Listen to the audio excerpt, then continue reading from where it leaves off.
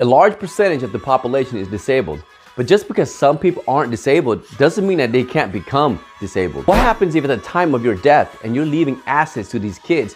What happens if one of those kids become disabled and they're in a nursing home?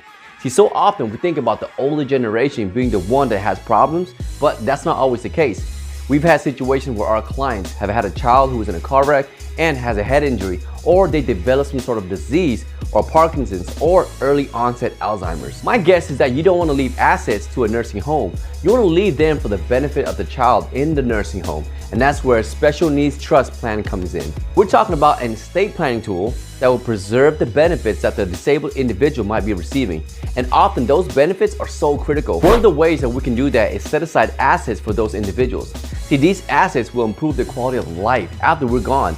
The way supplemental needs trust works is that the assets are held for the benefit of that disabled person, held in such a way that they don't affect the eligibility for Medicaid or SSI or other government programs. So if my wife were disabled and she was going to need some of those cares, I would set up a special needs trust so that when I die, those assets could be held for her, but would not count against her when she needs to qualify for something like Medicaid. It's very important to protect your assets by setting up a special needs trust for the disabled family member in the future.